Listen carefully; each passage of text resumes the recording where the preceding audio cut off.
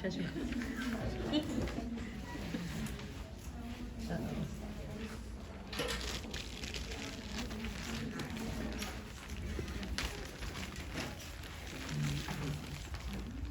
I have an inside joke with my husband.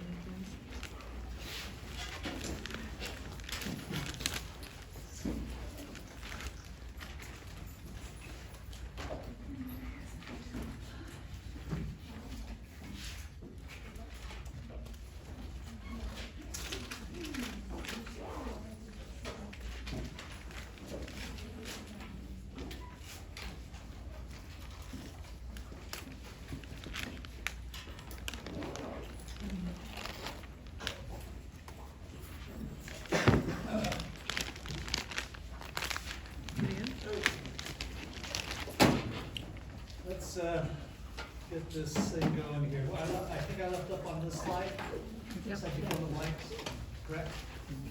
No? CSF is floating in the subarachnoid space all around the central nervous system as well as the canals, aqueducts, and ventricles. Functions include cushioning. The subarachnoid space surrounds the CNS, so it's protected by a water bag. For all the car accidents that result in people being paralyzed or quadriplegics, it would be a lot worse without the subarachnoid space. Also, the brain is floating in CSF, and so its weight is a lot less. If you just imagine putting a bathroom scale in the bottom of a swimming pool and standing on it, you're going to weigh a whole lot less. Does that make sense? Mm-hmm. Because of the blood-brain barrier, CSF also serves as a selective circulatory adjunct. It helps deliver nutrients, messengers, waste products that the circulatory system can't because of the blood-brain barrier. So it does both of these functions. Okay? And we learned the anatomy in Bio 124 of the subarachnoid space. I think my students did the CSF tracing, coming from choroid plexus and returning in arachnoid villi. Does that ring a bell? Yep. But it's also in the center of the CNS, central canal of the spinal cord, as well as the ventricles and aqueducts of the brain. Now, that on this picture, what's in light blue is where we're going to go to next. Now we're going to go through the functional areas of the brain. Those of my students who took anatomy from me, this is going to look familiar. You actually have a head start on everybody else on this section. But it's only about 80%. I'm adding about 20% more things, so don't be thinking like, I've been there, done that. I know there's more stuff coming, so pay attention. But this area in light blue is the remnant that in the embryo, the central nervous system started as a hollow neural tube. And the empty space in the middle of this hollow neural tube, even from the earliest stages of the embryo, already has CSF in it.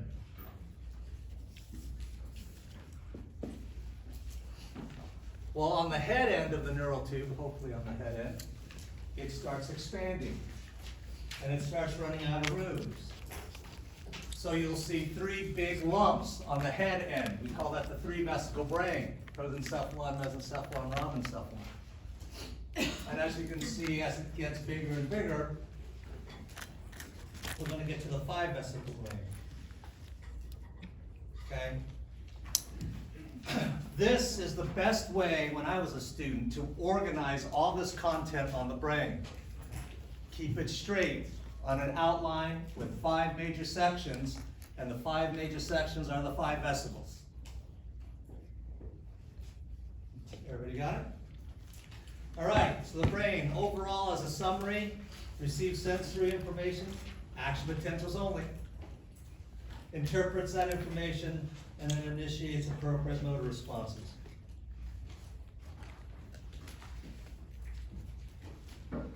Is that all familiar? Yep. Okay, so again, we're gonna, if you notice it's highlighted, I'm going to organize this content on the 5-vesicle brain. Here's the neural tube with the 3-lobe brain, or 3-vesicle brain. Prosencephalon, mesencephalon, rhombencephalon. Below it is the spinal cord, still connected, still remnants of the hollow neural tube. And this is what it looks like when it goes to the 5-vesicle brain. Telencephalon, diencephalon there in red, because that came from prosencephalon. The only one that remains the same is green. Mesencephalon was mesencephalon in the 3-vesicle brain, mesencephalon in the 5-vesicle brain. It's only mesencephalon in your brain. And we're going to cover those first 3 lobes today. We'll finish up Monday, the rest of it. But the blue metencephalon and myelencephalon are remnants of the rhombencephalon. Okay? Instead of drawing it out, I just listed the names. Are we all clear? There are parts of the brain that sound like other parts of the brain, but they're different.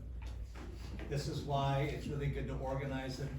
Use your nerd 4-color pen to organize various connected systems. All right, so we're going to start on top and work our way down. Telencephalon. It has the cerebral cortex and the basal ganglia. That is all telencephalon.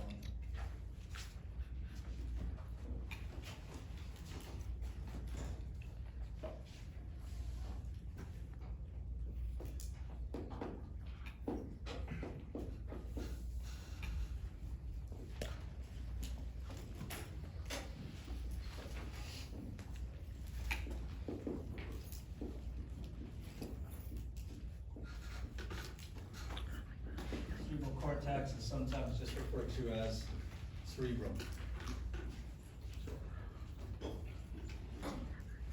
This is obviously the biggest structure of the brain, cerebral cortex. It has 2 hemispheres, each with 4 lobes. Does this sound familiar? Mm-hmm.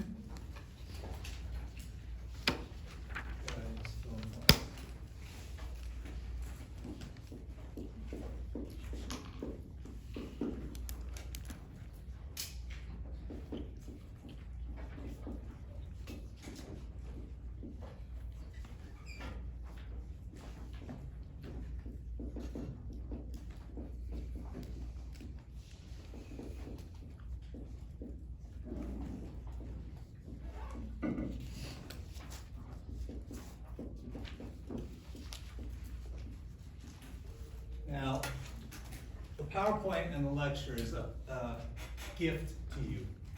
There is a ton of stuff on the brain. I'm telling you what you need to know. Is that a nice gift? Mm-hmm. Or won't I just say, you're responsible for everything in chapter 9? No? You guys don't want that? No, please. So I would concentrate on things that are highlighted, underlined, or bolded. After that, if you have space in your brain, do the whole thing.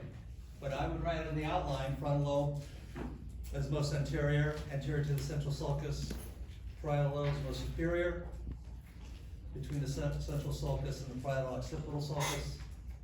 Temporal lobe is most lateral.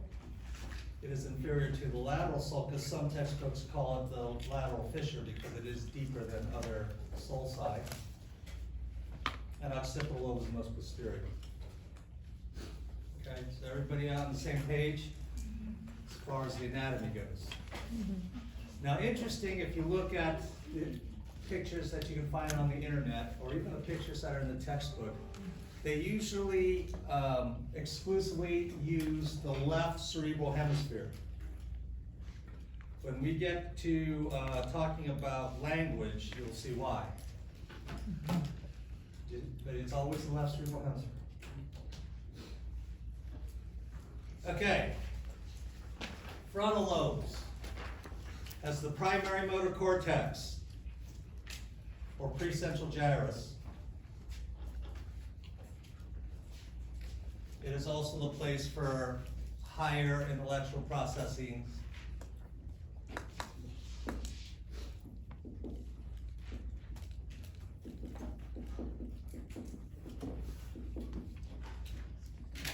things like ethics and planning.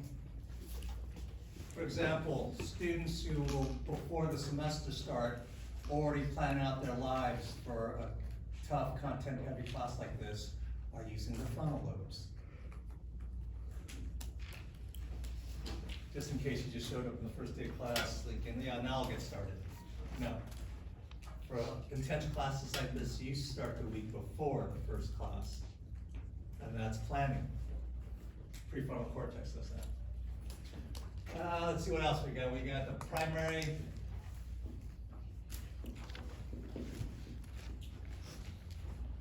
motor cortex.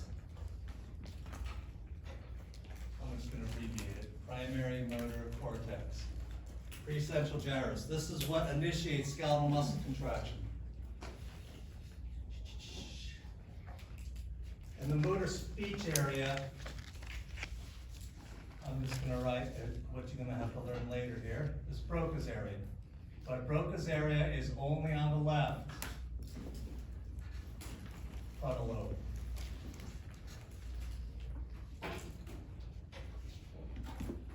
Okay.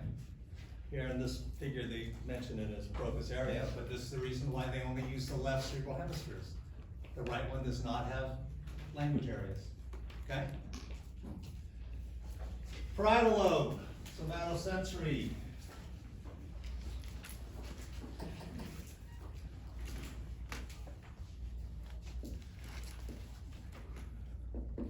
That means sensory of things you are conscious of.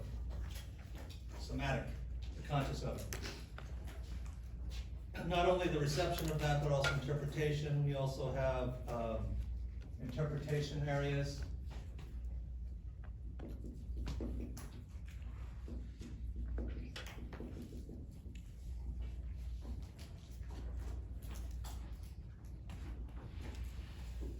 As well as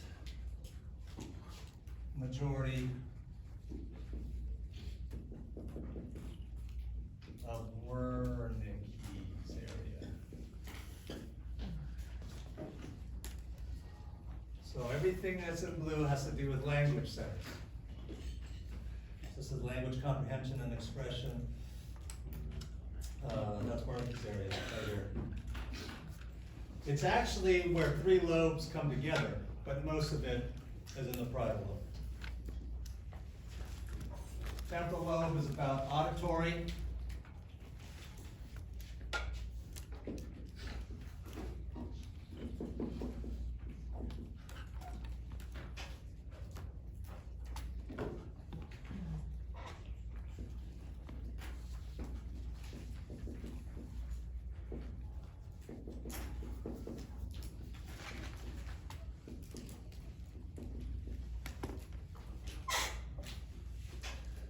It also contributes a little bit to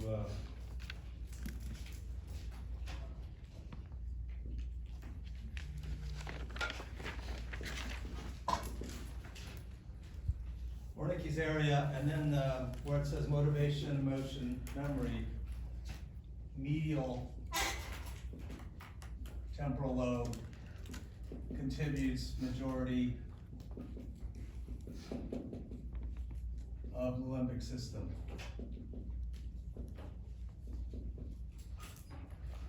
All the lobes contributed, but the one that contributed the most is the medial temporal lobe, but that's motivation, emotion, memory.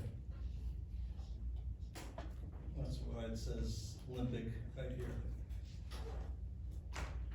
Temporal lobe is about vision.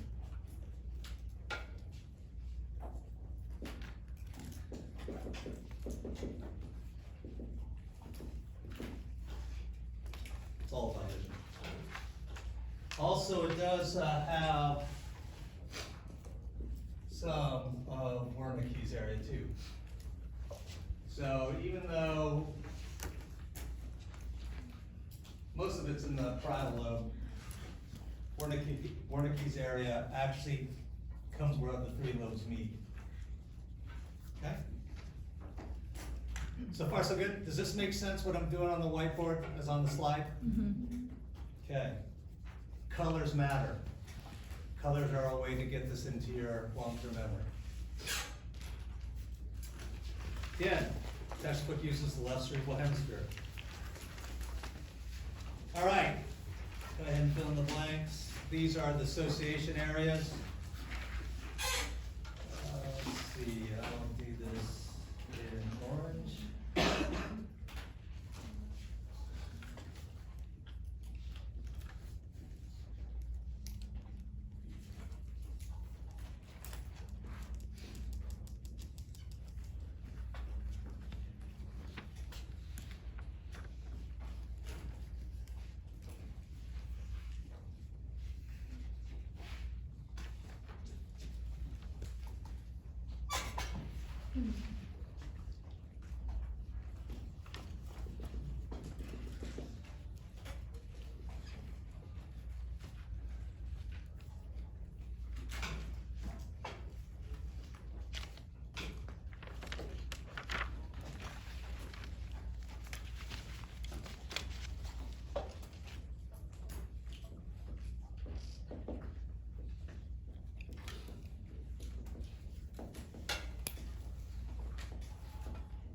In a nutshell, the association areas are where sensory inputs are interpreted.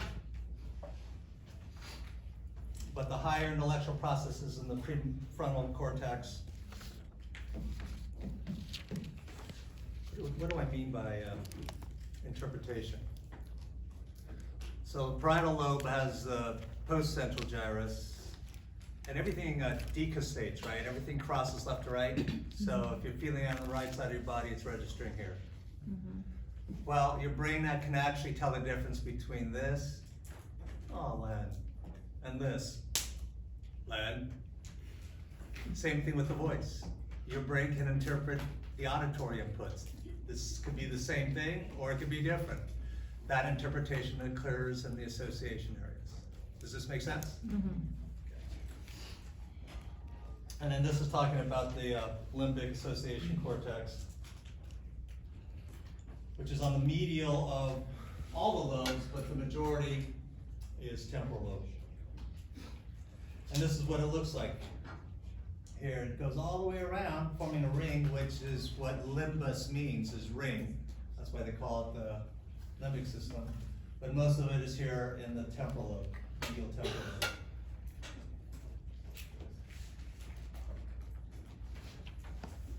Occipital association areas interpreting visual inputs. Vision, by the way, is an extremely complex sense, and so that is the majority of your potential essays. Why don't you look at the essay sheet. Two big potential essays, so I'm going to ask one of them. It's on the front. I will cover that when we get to senses, sensory physiology. But if you look on the back, that was that slide we went over on Monday. Which way do the ions go? Are they positive or negative? And which way do they go in? Do they go in or do they come out? You guys remember that? Yeah. So that's that one I said you gotta know backwards and forwards, that's on the back.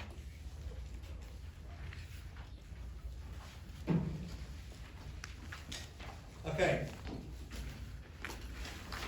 This parietal temporal occipital association area, that's Wernicke's area.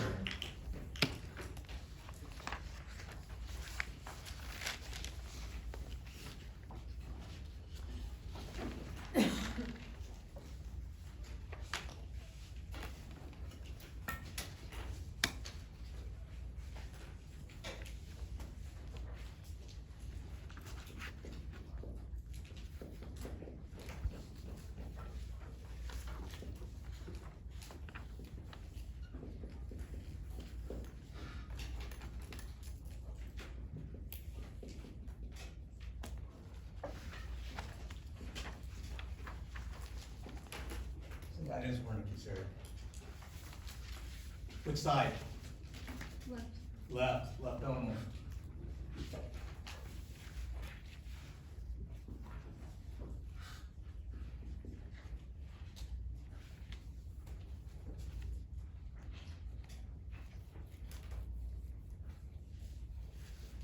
Okay. So let's talk about language. since we brought it up here, and this is the areas that are in blue on the whiteboard. Much of the reason why we know this is because of brain damage caused aphasia. Aphasia is a deep deficit in language ability. If people have cerebral damage on the left side, that's where we get aphasias. If you have the symmetrical damage on the right side, we don't. That's why we know these are on the left side. Does this make sense? Broca's aphasia is not that debilitating as long as a person doesn't like the sound of their own voice. Because this person can still communicate, can still text, can still understand text, can write handwritten notes. This person can also have complete control of their mouths. Can go ahead and whistle, can go ahead and eat, can make faces, can roll their tongue. But when they try to speak, it becomes completely uncoordinated. Did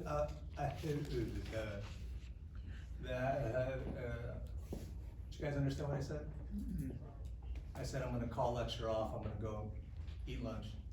Oh, damn. But when somebody has that, it's called Broca's aphasia, okay? Again, they can communicate, just not verbally. Everybody got it? They can understand your words, and they can respond by texting or writing, but they themselves cannot speak. Yes? So if somebody had a stroke, would that also affect that as well, or no? Depending on where it is, yeah. In fact, that's how we know about Broca's aphasias, is when there's been strokes in this area. Okay? The one that is more debilitating is Wernicke's aphasia. And depending on, because it's a pretty big area, depending on where the damage is, you can have different things manifest. Sometimes people have difficulty understanding written language. Sometimes people will have difficulty understanding spoken language. If it's a big stroke, it could be both. And that's where it gets debilitating, because not only can these people have difficulty understanding you, they have difficulty in making themselves understood. Both ways, both directions. Everybody got it? Because if you think about this, parietal temporal association area, this is about sense of touch, this is about auditory, this is about vision. Look at the screen. Do you understand the words on the screen? That's the occipital portion of Wernicke's area. Do you understand the words that are coming out of my mouth? No, I wasn't listening to you. Do you understand the words that are coming out of my mouth? That's the temporal lobe portion of Wernicke's area. And if you are blind, and you want to know what room number this is, right on all these numbers are these little bumps we call Braille. You could be taught to read by Braille. That is the parietal association area portion of Wernicke's. Do you see how language can be in those three modalities? That's why it's happening right where those areas come together. But that's also why Wernicke's aphasia can be so debilitating.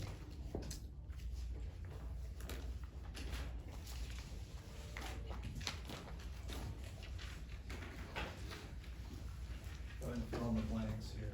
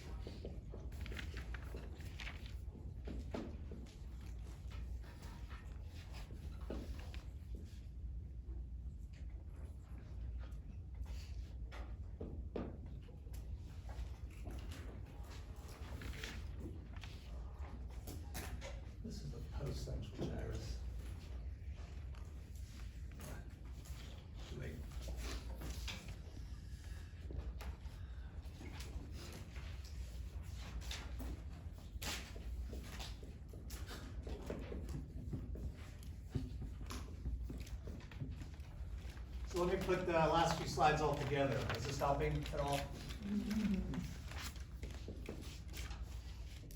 For me to give this lecture and to speak understandable English, first, my prefrontal cortex has to plan what I'm gonna say. I got a message I wanna communicate to students. That happens in the prefrontal cortex, higher intellectual processing. Everybody got it?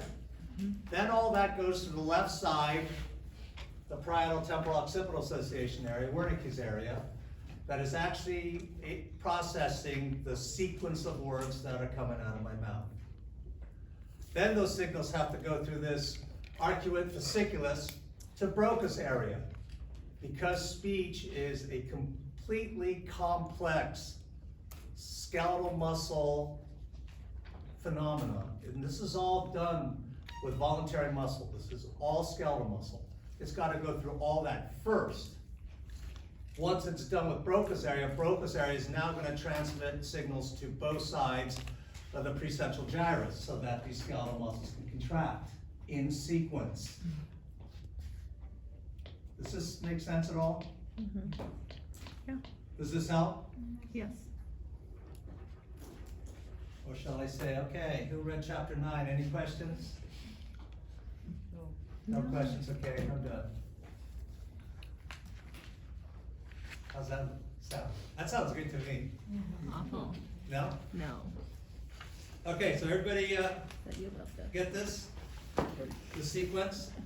Sometimes it's hard to see this on the slide, so that's why I put it on this way. There's the arcuate fasciculus right there. Again, on the left side. Any questions? Okay.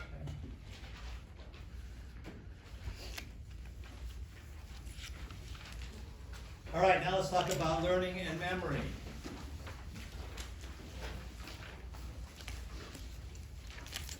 I don't know, do I need to write anything on this?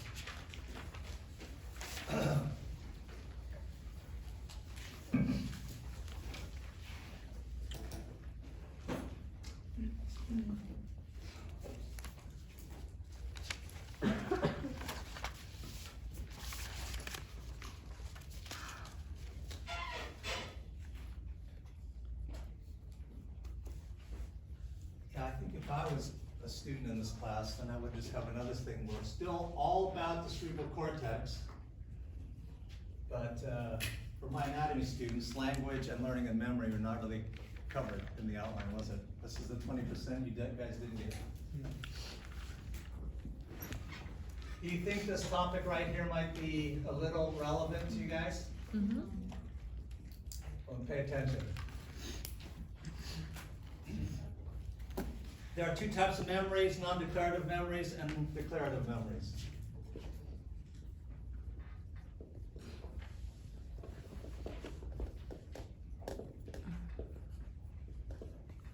Is that like riding a bike or studying cartoons? This is some of the things that, maybe not so much in this class, but in other science classes, the difference between lecture and lab.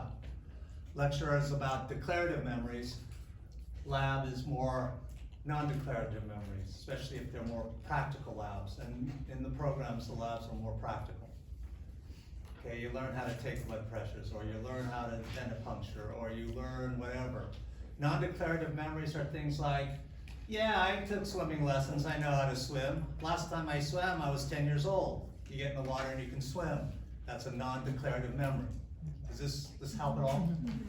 Yeah. You do need the full spectrum of your brain for complete memory. You can see different hemispheres. This is part of the limbic system, temporal lobes, blah, blah, blah, blah, blah. Here we even have the cerebellum down here. Those are more for physical skills, like riding a bike. If it's been 10 years since you ride a bike, you might be shaky at first, but it'll come back to you. And you can actually get on the bike. Does this make sense? Mm-hmm. Okay. So memories are stored in all parts of the brain, and you need all of them to have complete memory, which is why when there are things like strokes or other damage. Why amygdala is like the gateway to the limbic system. So everything that you're gonna remember long-term has to go into the amygdala first. And what you wanna do is you want to get it into the hippocampus. Now there are two types of declarative memory, short-term memory and long-term memory. Go ahead and fill in the blanks.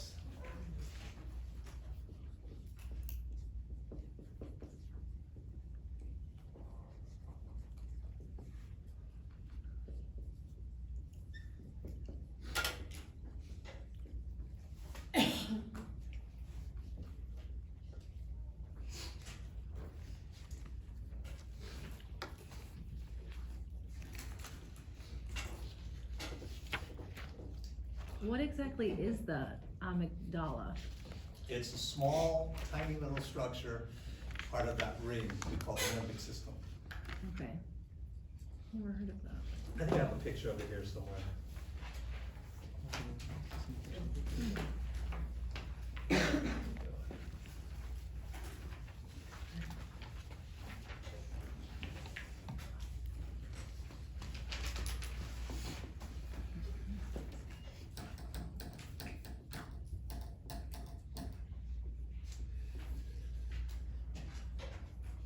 And when you say it has to go through that first, are you saying that it like determines what will go through? Like, does it do? Yes. Okay. One good way, okay, I'm gonna try to gear this whole talk in a way that would be relevant for you, okay? And when I talk about students being in the ballpark, being out of the ballpark but close enough to see it, and students who can't even see the ballpark from where they're at, this is actually the separator, okay? Okay. This is what happens when you cram for a test. You're only using short-term memory. Look how much you are limited to. Mm-hmm. Now there are some classes, even in this college, you only need to know 6 things. Well then you're good with cramming. You got a content-heavy class, there's no way that's gonna work. And this is neurology, okay? This is active learning. That's why I teach this class the way I do. Also, teachers who do not require active learning to succeed do not change students' hippocampus. Let's talk more about that in a little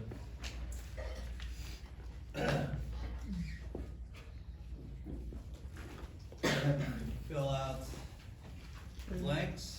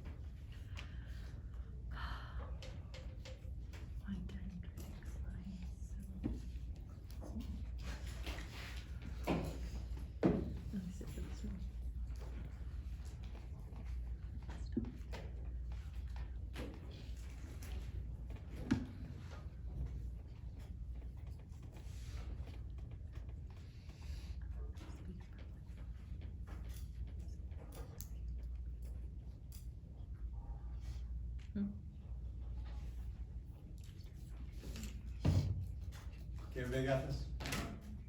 Next to this slide, I would write, this slide gives me pause.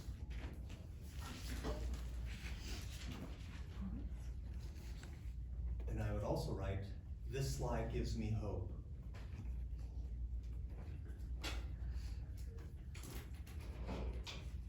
As I have said previously, these things of active learning you must do if you are not academically brilliant. The good news is you can still achieve your goals without being academically brilliant. But you have to take these words on the slide seriously. You do this, and you will actually be a better healthcare provider than those who are academically brilliant. Because those who are academically brilliant can pass without discipline. And then they're out in the healthcare world without discipline. The best clinicians I have known are not academically brilliant. And I do not count myself as one who is academically brilliant. Because I had to work my ass off doing this. It made me disciplined in the fields that I chose.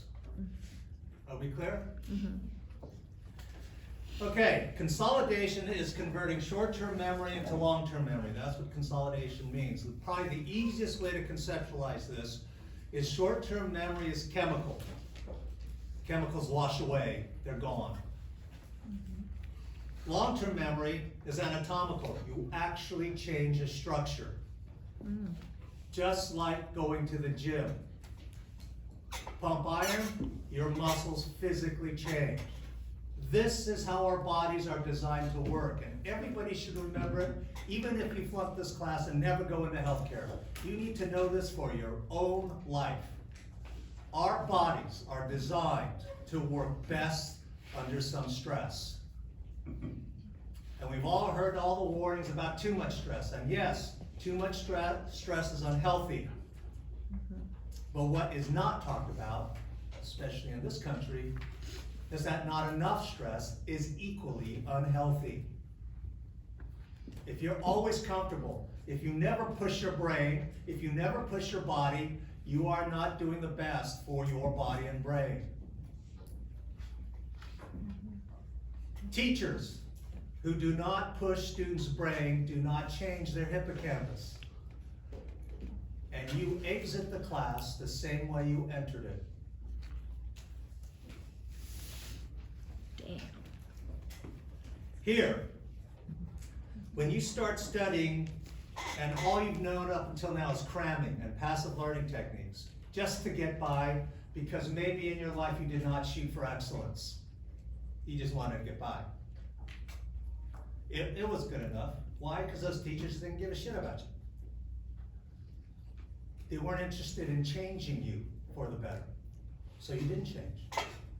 And boom, those neurotransmitters wash away and that short-term memory is gone. Because all you're doing is synapsing in these circuits in your hippocampus. And that's how it starts. Synapses in the hippocampus, short-term memory. But now you're going to make your own outlines. Now you're going to start using color codes. Now you're going to generate these outlines from memory without looking at your notes. What a pain in the ass that is. So is pumping iron. It's a pain in the ass. The more you make your brain remember, the more it can remember. And that's why it should give you hope. But you have to do it actively. There's no way around it. If you're going to give yourself headaches again and again and again, it should give you pause. But just like going to the gym again and again and again, pretty soon you can lift more. You do that here again and again and again, pretty soon you can remember more because of consolidation. What happens is that if you exercise these recurrent circuits of synapses enough, you're going to start to see some changes in the neurons of the hippocampus. First, you're going to get these things called dendritic spines. It's actually parts of the dendrite will actually wrap itself around certain axon terminals because you're using it over and over and over again. The synapse actually becomes physically bigger. What? Dendritic spines.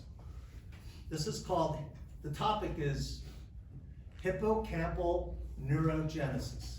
When I first made this slide and first started teaching, they didn't have a name for it. They have a name now for it. Hippocampal neurogenesis. You keep doing that. You keep that pain in the ass going again and again and again. I got another headache. I got another headache. I got another headache. Again and again and again. And there are neural stem cells in the hippocampus that will actually start going through IPMAT. and they will actually connect with other neurons that increase your long-term memory. It should give you hope. No one needs to stay a mental midget. But only hard work grows you. That should give you pause. Why do I teach this class the way I do? Because I don't even care about physiology. I'm using physiology for this, on this slide. Then these classes in the future are easy. That's why students hate me. I'm like that personal trainer that makes you sweat your ass off. I hate him, I know. But when you're done with me and you are in these tough classes, you will appreciate me. So, you get the neurogenesis, more and more cells, more neurons now in the hippocampus, and you have much stronger recurrent circuits. The more that you make your brain remember, the more it can remember. And as soon as you stop using your brain, a lot of these will go away. Use it or lose it. Does this make sense? Yeah. So in my old age, I went into remission. My arthritis went into remission about 8.5 years ago. And that's why I took up the bass. Why did I take up the bass? Because I think bass players are cool, and they don't need to be up front, they're in the background, not under the lights. Just, no, I'm just gonna jam. It's a pain in the ass. Guy, this old learning music theory, my band has over 5 hours of songs. Well, how do I learn 5 hours of songs? Play it again, and again, and again. And it's no fun. Drilling it again, and again, and again. But the fact that I remember 5 hours worth of songs is working this. Mm. You got it? Mm-hmm. And it's no fun until the gigs. Then it is fun, especially once I start drinking. Same thing with your careers.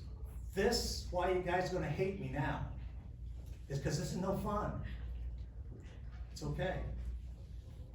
You succeed and persevere to the end, it will be bitchin' better than fun. Does this make sense? Mm-hmm. Delayed gratification. Okay. All right, enough of that. Let's go to the basal ganglia. Should be called basal nuclei. It was originally called basal ganglia, so the word sticks. The reason why it should be called nuclei, okay, everybody listen to me. The gray matter is where you've got a collection of cell bodies, right? Because cell bodies are gray. Does this ring a bell from anatomy? Yeah. Where you get a collection of cell bodies in the PNS, it's called ganglia. Where you get collections of cell bodies in the CNS, it should be nucleus. Mm-hmm. And since this is in the brain, this should be basal nuclei. So that's what I'm going to call it now, but you're going to hear it be called basal ganglia.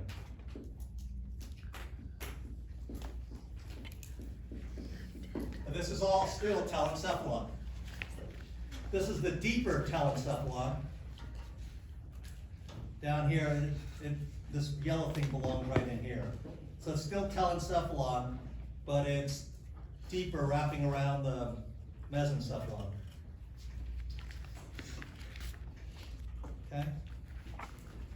Now there's a lot to basal nuclei. But in a nutshell, it's part of the motor circuit. And all parts of the motor circuit here are in red. Do you see why you want to use colors? It initiates here. This is what initiates it. But the bottom line is about the precentral gyrus is it sends too many motor impulses out. It sends too many action potentials out. And if all you did was work off the precentral gyrus, you would be completely uncoordinated. It would be comical what you'd look like if all you had was the precentral gyrus. So what the majority of the motor circuit does is it takes out unnecessary signals. Mm. Okay? So I'm just gonna put this here. Too much. You're a dork. And this is what it's saying down at the bottom.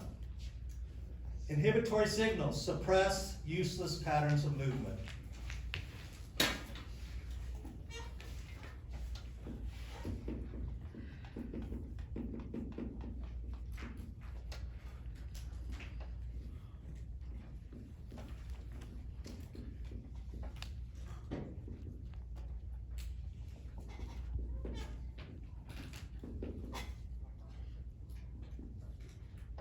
Too much comes out. You gotta have these other parts of the motor circuit take out the excess action potentials.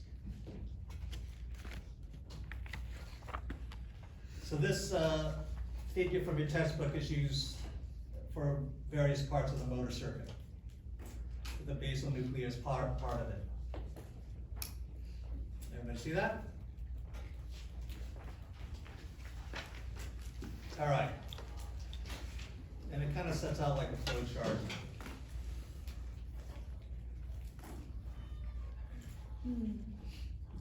So globus pallidus and putamen.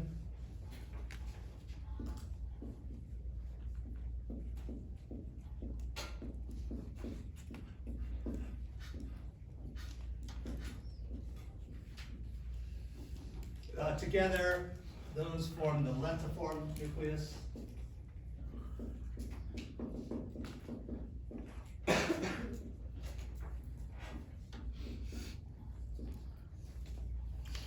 The lentiform nucleus and the caudate nucleus.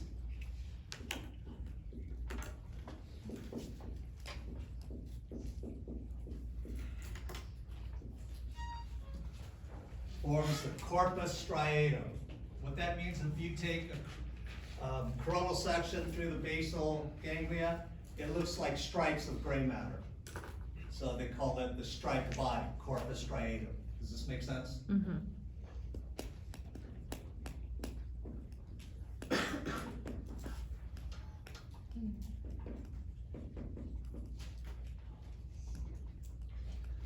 Claustrum is also one of the basal nuclei. It's a little bit more lateral, and it's separate of the corpus striatum.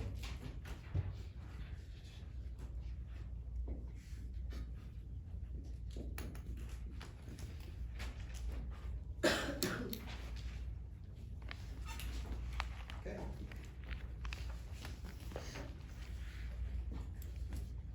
Everybody got it? Does this help at all? Mm-hmm. Again, the bottom line is you're gonna get inhibitory signals, and it's gonna tone down what's coming out of the precentral gyrus. That's oversimplified lie, but let's just go with it.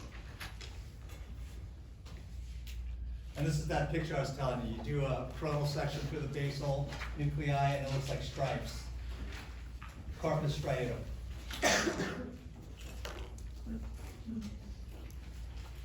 Okay, now we're gonna go to diencephalon.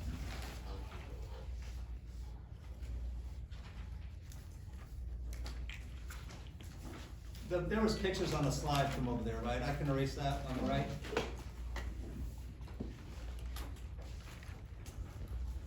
I don't wanna have to bend down and write underneath this.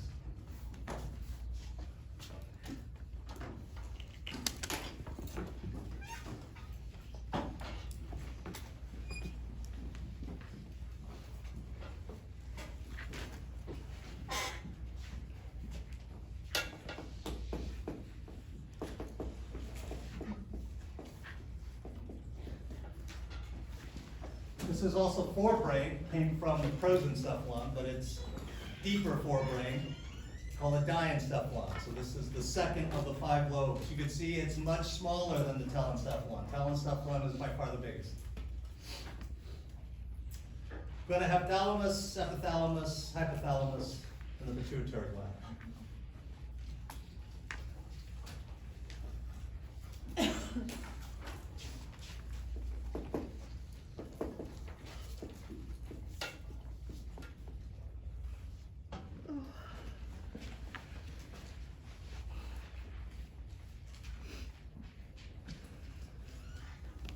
When it says relay station, that means it's synapses in the thalamus.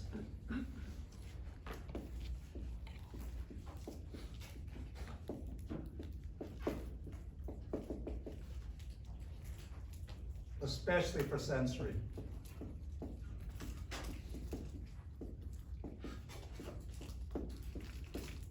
All your senses synapse in the thalamus, except for sense of smell. That's what it says there.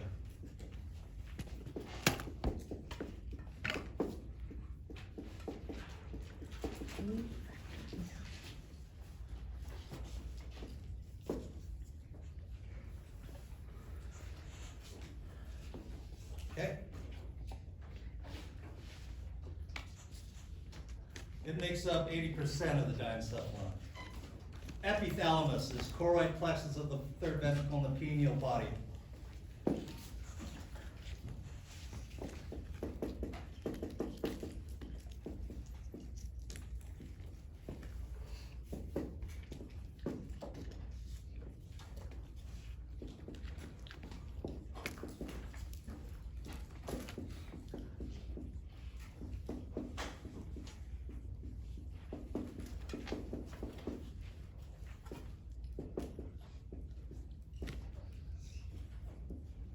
Also, pineal gland, same thing.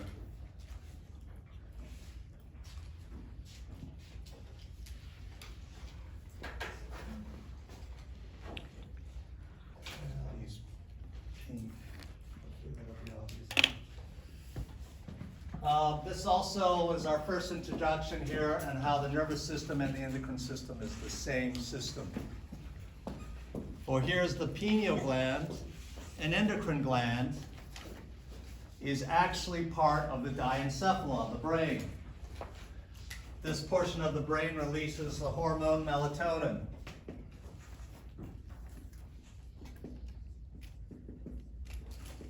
And that goes in wave-like forms of high melatonin, low melatonin, high melatonin, low melatonin. And is about, those waves come in every hour and a half. This regulates what's called the circadian rhythm.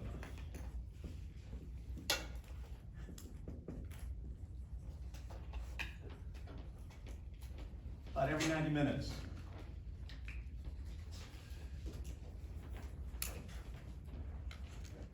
Monday Lab. Who's in Monday Lab?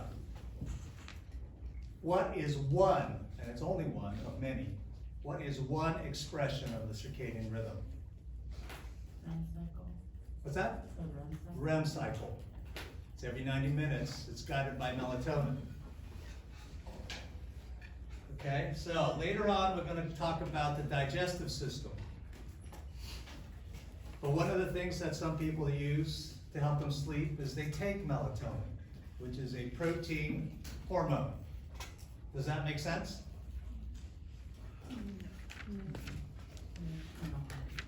When we go to the digestive system, we're going to talk about the 3 nutrients. Remember, there's 4 biologically important macromolecules, chains and links. And we had an introduction to this in lecture exam 1, but we're really going to talk about it when we talk about digestive physiology.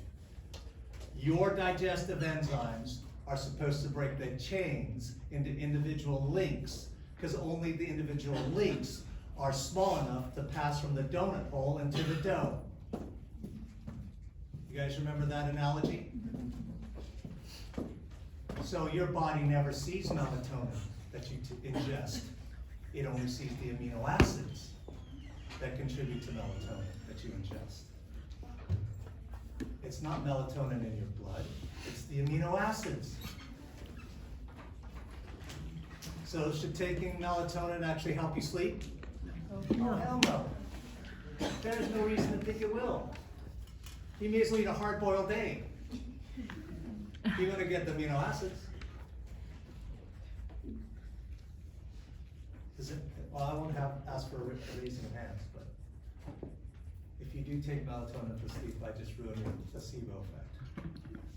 Because that's when you actually can document people sleeping better with melatonin.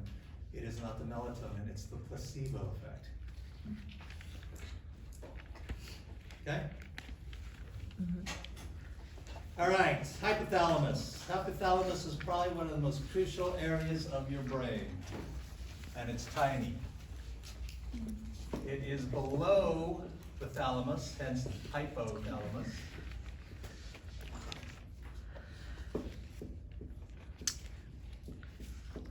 It is a crucial area of your brain. It coordinates the neural system with the endocrine system.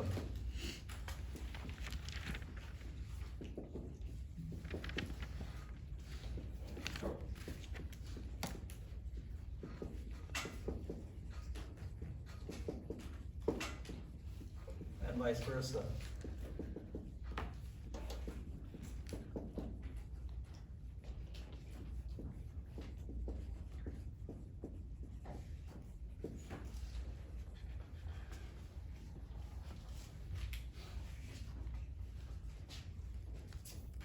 Okay, look at that. We already talked about, in negative feedback loops, regulation of body temperature. The section of the brain that actually does this in that negative feedback loop is the hypothalamus. That's where regulation of body temperature occurs. Hunger and thirst centers. The pineal gland is actually controlled by a hormone that comes out of the pituitary gland, and that hormone that comes out of the pituitary gland is controlled by the hypothalamus. So that ultimately is setting up circadian rhythms. It's an absolutely crucial way. The pituitary gland is sometimes referred to as the master endocrine gland. In fact, if that question comes up on the TEAS test, you should pick pituitary gland when they ask which one is the master endocrine gland. And that's because so many of the hormones target other endocrine glands. Okay. And you can see that the pituitary gland dangles from the hypothalamus. Can you see that? Pituitary gland looks like a punching bag.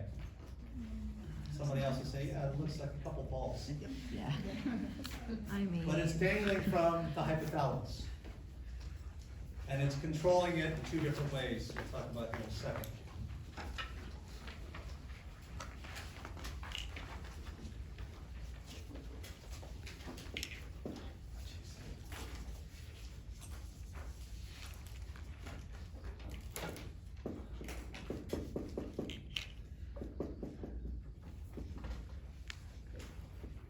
Pituitary gland is like two glands in one.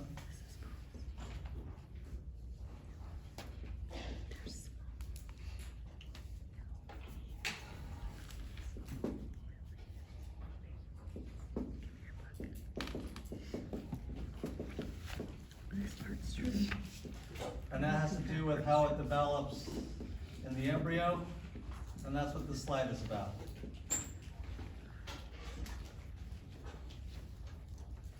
From the roof of your mouth, there's a little out-pocketing that comes up.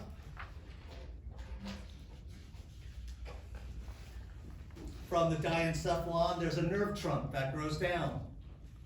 This little pocketing from the roof of the mouth actually pinches off and wraps itself around this little nerve trunk. And that's why you have the anterior lobe and you have this posterior lobe. The anterior lobe looks like a glorified spit gland because it came from the mouth. The posterior lobe looks like a nerve trunk because that's exactly what it is. Okay? Everybody got this? But the hypothalamus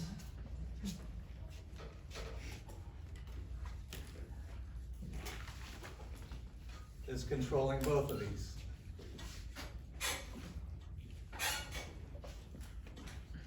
That's why this is so crucial.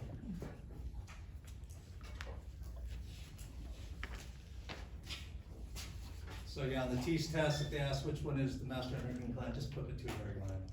It's a lie.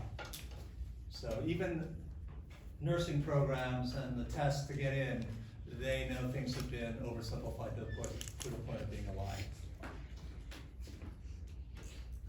Okay, let's talk about those two ways. First, the way the hypothalamus controls the posterior pituitary. The reality is, go ahead and fill in the blanks.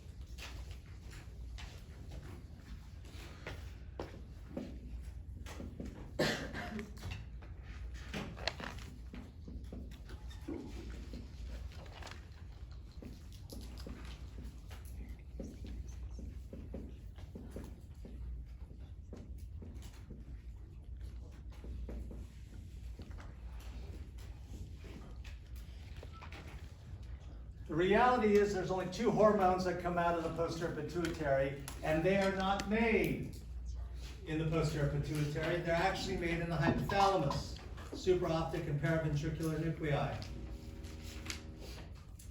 This is why it looks like a nerve trunk, why the posterior pituitary is a nerve trunk. That downgrowth here in pink are axons growing down from the diencephalon.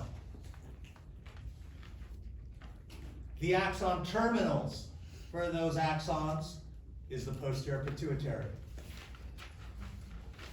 These neurons make ADH and oxytocin, package them in vesicles, send the vesicles down to the axon terminal, and when you need ADH, either you ate too much salt or you're dehydrated, all it's going to do, the paraventricular nucleus, all it's going to do is increase its action potential firing rate.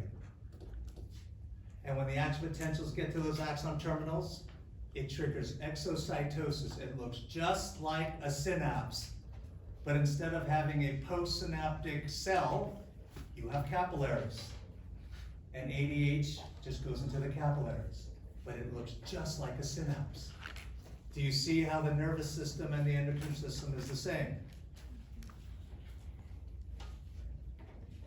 Same thing with oxytocin, except it's a little bit more rare. You're doing ADH 24/7. So, key here on this bottom pink arrow is that these two hormones are made in the hypothalamus and only as it's underlying, released at the posterior pituitary.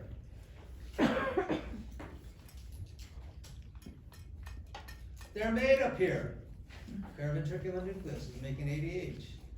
Sends the vesicles down the axon terminals. Fires action potentials when you need to retain water. Then it'll be released in these capillaries of the posterior pituitary. Made in the hypothalamus, released at the posterior pituitary.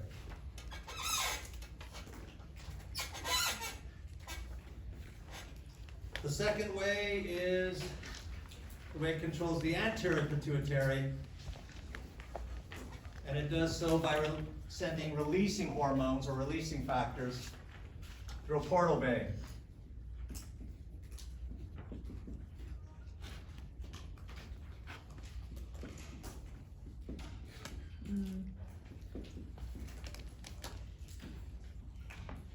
I remember the portal vein.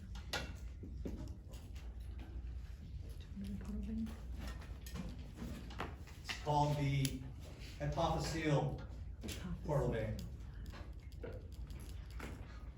These releasing factors will go in one set of capillaries, go through the portal vein. Remember what a portal vein is? If you don't know what a portal vein is, you better ask me right now to explain it to you. You have 5 seconds. Okay. The sequence, normal circulatory sequence, is artery, arterial, capillary bed, venule, vein, back to the heart, correct? Does this ring a bell from anatomy? There are a couple places in your body where it doesn't do that. It goes artery, arterial, first capillary bed, venule, portal vein, venule, second capillary bed, venule, then a regular vein back to the heart. The portal vein is the vein between the two capillary beds. Does this ring a bell? Yes.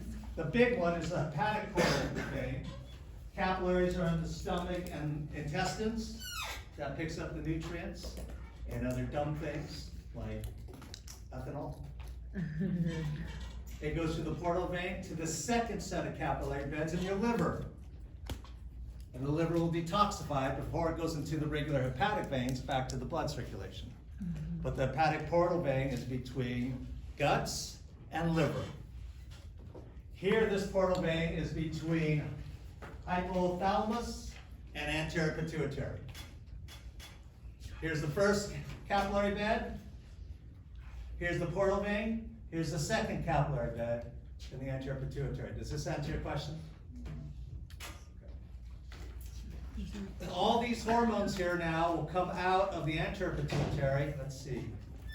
thyroid stimulating hormone, corticotropin, follicle stimulating hormone, luteinizing hormone, prolactin. The only one here that does not target an endocrine gland that I've listed is growth hormone. All these other ones are targeting other endocrine glands, which is why the TEASE test will have you put the pituitary gland as the master endocrine gland. Everybody got it? The reason why that's a lie is because hypothalamus is not on top of the anterior pituitary. It's not the top. What's above the hypothalamus? Body conditions. What caused the body conditions? The hormones. What regulated the hormones? The endocrine glands. What regulated the endocrine glands? These guys. Where did that come from? Anterior pituitary. What regulated that? The releasing factors from the hypothalamus. What regulated that? The body conditions. What regulated that? The hormones from all the endocrine glands. What regulated that? These hormones from the anterior pituitary. What regulated that? The releasing factors from the hypothalamus. What regulated that? The body conditions. What regulated the body conditions? All the hormones from the endocrine glands. Are you following that? The complex reality is it's a circle. It's not a linear thing with the head on top. It's a circle. There is no master endocrine gland. But on the TEASE test, just say it's a pituitary gland. Because they know that we're lying to you. Okay? Pituitary, the portal veins going right here, between two capillary beds. Okay, now we're into mesencephalon. Yeah, I got it right way down here.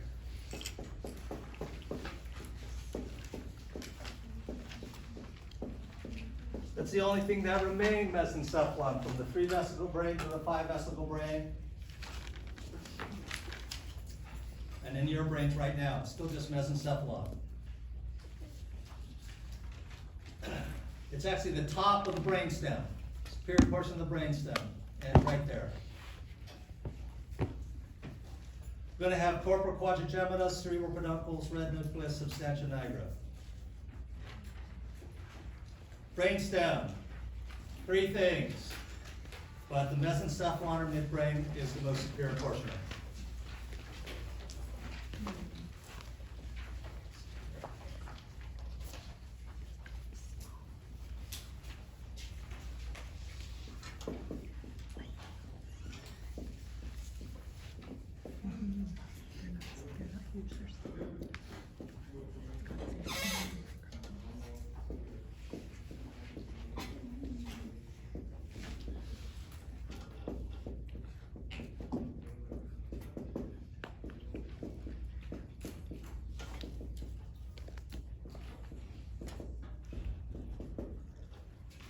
Four bumps on the back side of the brainstem. 2 upper bumps, 2 lower bumps. Here's the names of those bumps. Just right, visual reflexes next to the superior coliculi, auditory reflexes for auditory reflexes, which is basically our lap 5, right? Monday lap? Yeah. Cerebral peduncles, these are ascending and descending axons. Remember, ascending and descending is what we use for motor and sensory in the CNS.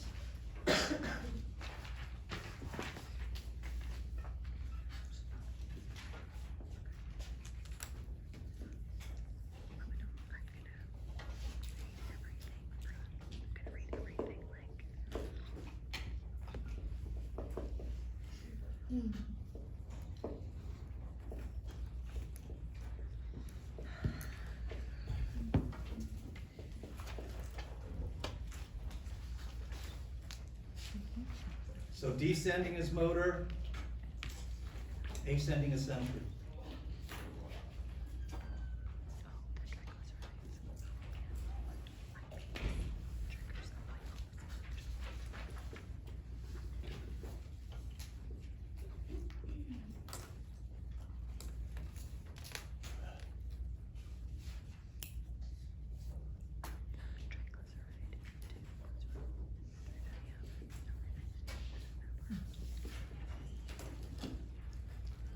they say fibers, those are just axons. So descending tracks would be coming from that pre-central gyrus. Motor going down, they gotta go down through the cerebral peduncles. Then we have the red nucleus.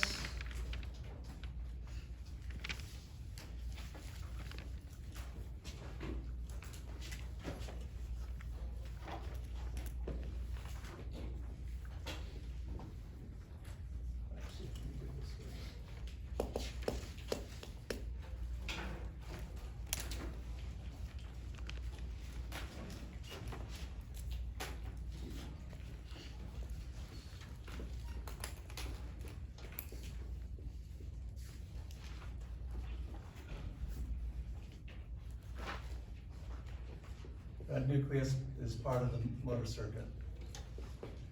What's the overriding theme of the motor circuit? Let me repeat it, since some of you still have to get your consolidation up. Overriding theme of the motor circuit is too many signals come out of the primary motor cortex, so the rest of the motor circuit is inhibitory on unnecessary motor signals. The same is true for the red nucleus, which leads to motor coordination. Yeah, when you actually cut open a midbrain, you can actually see a pinkish area. That's the red nucleus. Huh. Substantia nigra.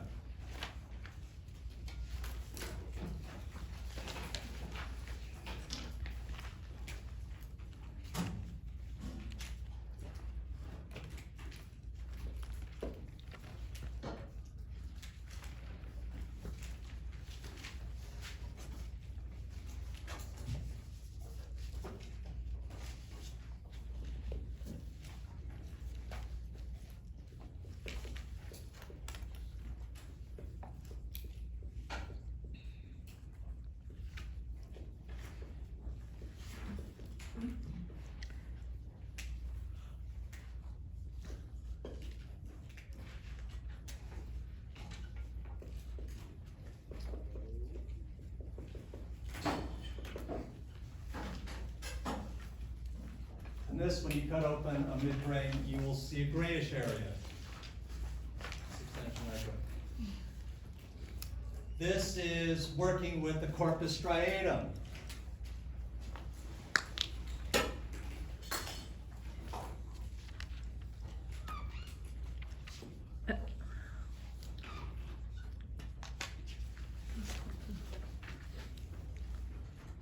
So hope everybody can see, if it's red, it's motor circuit, blue, language, purple, memory, except for that. And then if it's pink, it's endocrine. You guys see the nerd 4-color pen in use here? Mm-hmm. Okay, so the dopamine neurons are inhibitory on the motor circuit. This is the nigrostriatal system.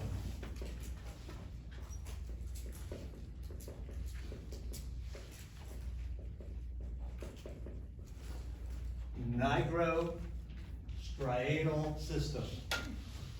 Does that name now make sense?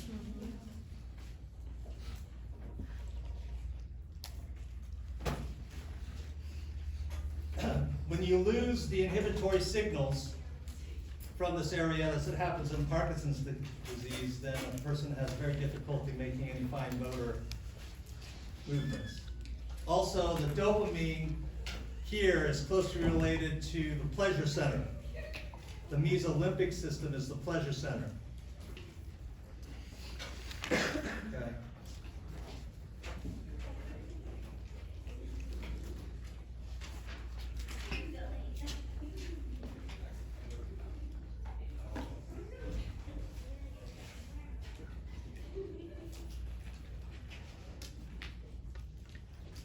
I'm gonna have to write this down below so we don't get it mixed up. I do this different every semester.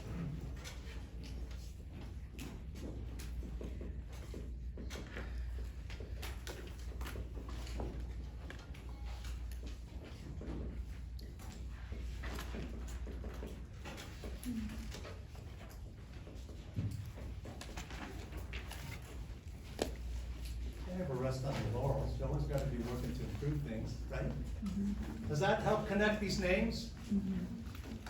This is from mesencephalon, the substantia nigra. So this is the mesolimpics line right here. And the bottom one is the nigrostriatal system. So in your textbook, when it says brainstem, it's referring to the midbrain and these nuclei.